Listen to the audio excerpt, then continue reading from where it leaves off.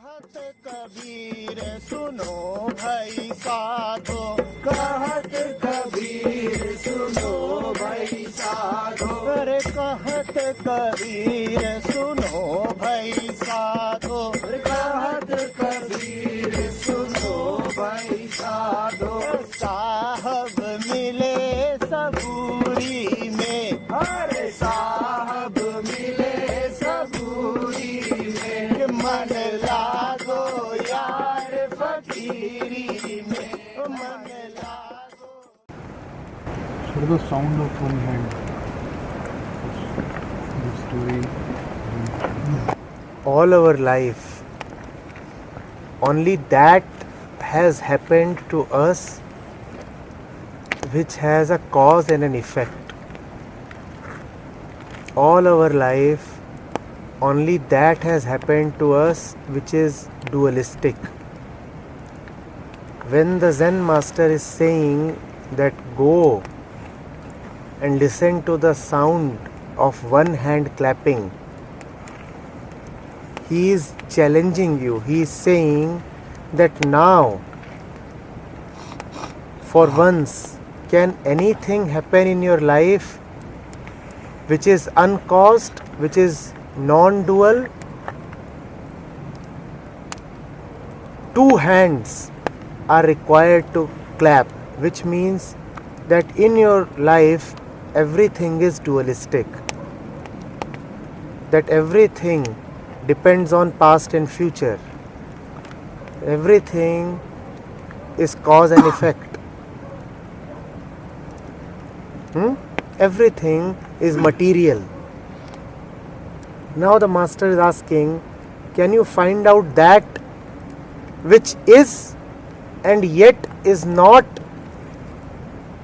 caused?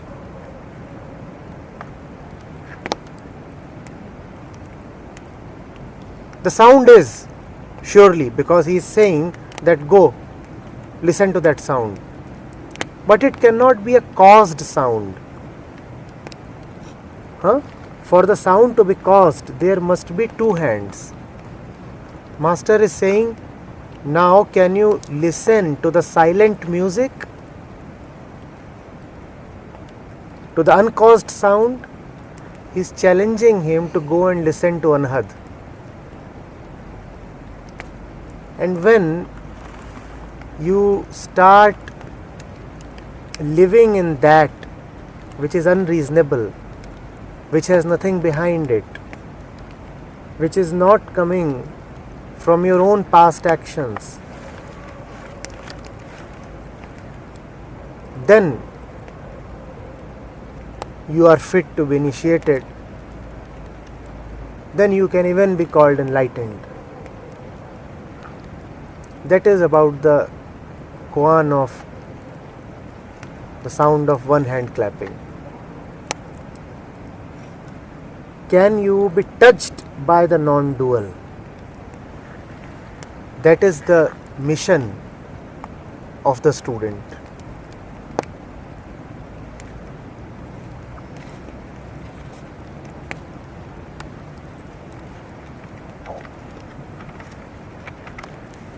And the student must indicate somehow that he really understands that. No, and the student must... And the master must recognize that. Yeah. No, the student must only come and say, yes, I could. Yeah, but must be not only yes, not only say. Must be something more in that. All his behavior, that master recognize it, because then anyone who will say yes, I recognize would be would be so. You see, when we are making an ordinary claim, then that claim has to be supported by proof. Yes. But when we are making such an extraordinary claim, then your personality itself becomes the proof. Yes, this personality must show. Yes, no, you don't have to show the personality. You will be the personality. When you will stand in front of the Guru, it will be obvious now that you have heard the sound of one hand clapping. Small things need proof.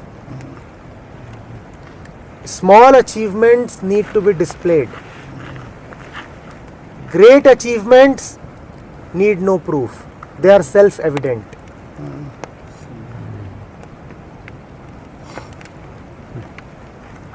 Right? So the student has to just return to the Guru and say nothing. And if the Guru is a Guru, he will sense. He will understand that the mission is now accomplished. And Zen literature is full of instances where students tried to fool the Guru. And what does the teacher do then? He picks up his stick and beats him Quite terribly. terribly.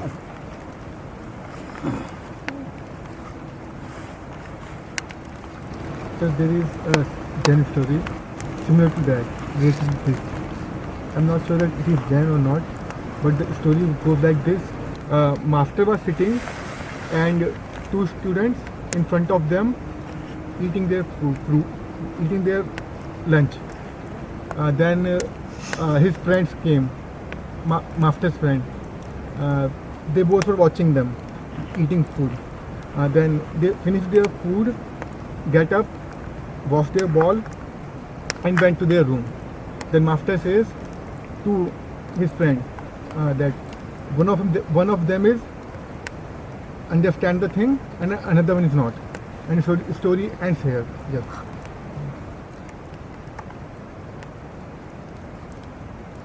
So you like this story? Good. So that's your eye if you are a master. Even if everything appears the same, yet your eye will be able to see the difference. Two students, both are eating their rice, both are washing their bowls, and the master can still detect that one of them has got it and the other one hasn't. Even though both of them are physically performing the same action, yet the master can see the difference.